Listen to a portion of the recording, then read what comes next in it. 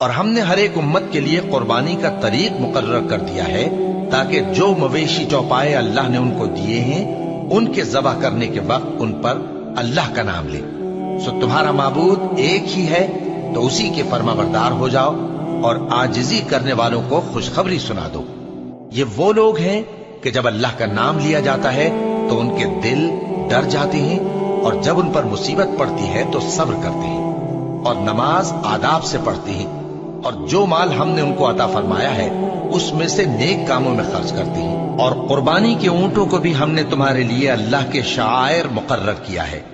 ان میں تمہارے لیے فائدے ہیں، تو قربانی کرنے کے وقت قطار باندھ کر ان پر اللہ کا نام لو،